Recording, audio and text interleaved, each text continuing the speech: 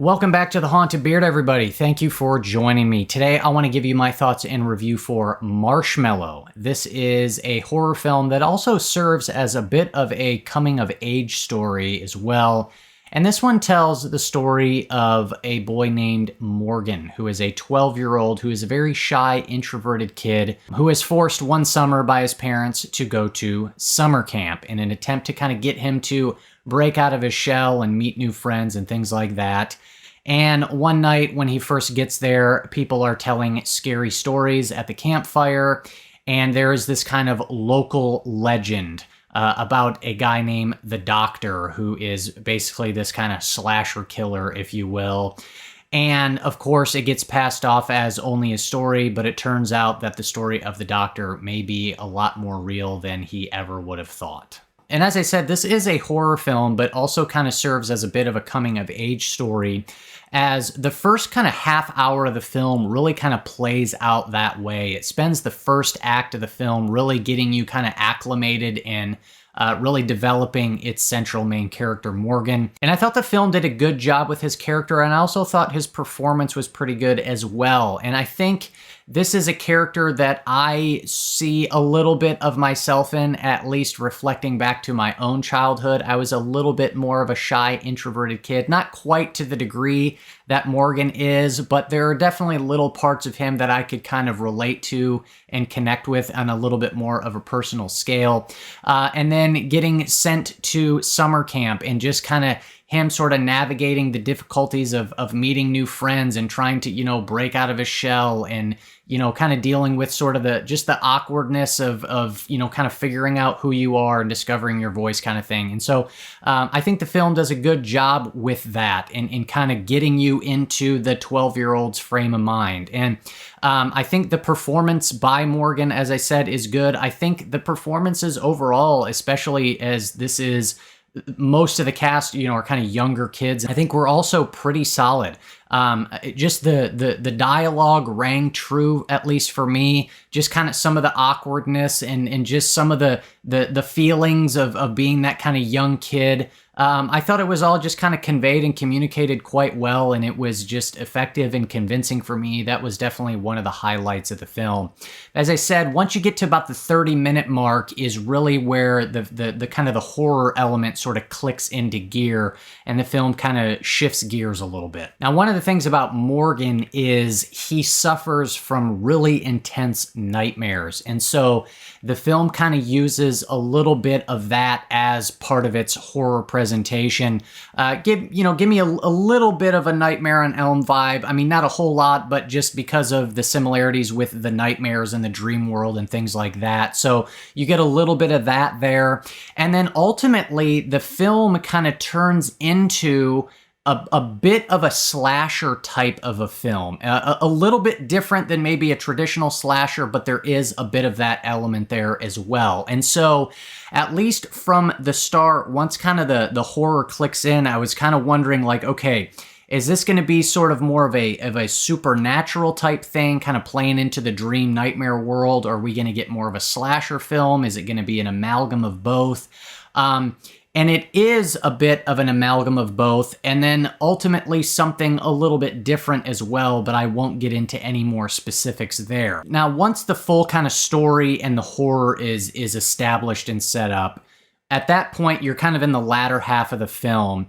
And the latter half of the film takes on kind of a mysterious type of presentation and aspect to it, to where you know something is going on, you're just not entirely sure what, and that's kind of what pulls you along throughout the latter half of the film. It's kind of one of those movies to where you just know, okay, there are secrets here, there's some sort of dark and sinister thing going on. Things feel off, things feel weird, people feel like they know stuff, know more than what they're letting on. Is there some sort of conspiracy?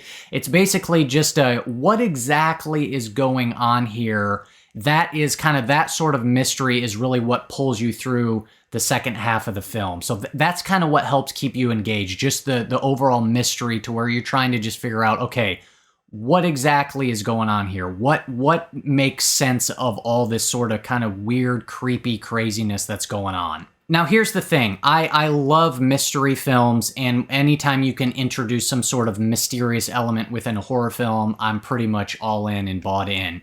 And I enjoyed this for the most part. Where I have a little bit of issues with it is this. First of all, the film, as I said, it's kind of an amalgam between a sort of supernatural slasher. And so I appreciate that, but at the same time, it isn't super effective at either one of those. It kind of left a little bit to be desired in sort of the supernatural element, and it also left a little bit to be desired in kind of the slasher element as well. And so I wish the horror aspect of it was just a little bit more effective. It's a film that, it is a horror film, and maybe this is just coming from someone who's seen too many horror movies and I'm just kind of harder to scare, but it's not really scary.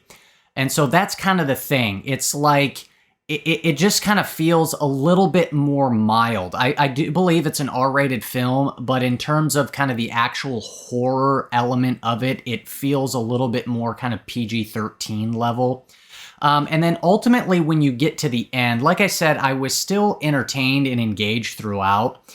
But once you get the ending reveal, I wouldn't say I was disappointed with it, and I'm going to keep this vague, but based on the ending reveal, it's kind of a reveal that I feel like is starting to become a little bit of a cliche or a trope. And I don't want to give anything else away, but it's kind of one of those things where you're kind of like, okay, we've kind of seen, we're starting to see this now. We've seen this before. It's starting to feel like okay, been there, done that sort of thing. And so it ultimately wasn't as satisfying as I kind of hoped it would. But it's one of those things that, like, in the moment while I'm watching it, I was, as I said, engaged and entertained, and I enjoyed myself for the most part. But upon kind of further reflection, trying to evaluate the film as a whole and kind of think about it critically, it's still good. I think it's still worth a watch, but it's not something that's going to be kind of on my, end of the year list sort of thing. So overall for me, I'm going to go 6.5 out of 10 for Marshmallow. I do think that there are some good elements. I do like kind of the summer camp vibe. I like the young kid sort of coming of age aspect to it. And there is kind of a fun, mysterious element here, but it's pretty good. It's not great. So anyways, yeah, those are my thoughts. Hit me up down below. Let me know your guys' thoughts on this one. Would be really interested in hearing from you. Also, too, I have absolutely no idea why this movie is called Marshmallow. I figured, that was kind of an interesting title, but I figured, once I watch the movie, that will make sense, but I still have no clue why. So if you know why it's called Marshmallow, let me know down in the comments. I'd be really curious to find out. So yeah, that's all I got. Thank you for watching, though. If you got anything out of this video, go ahead and do me a favor, and do not click that subscribe button unless you want to be haunted by the beard.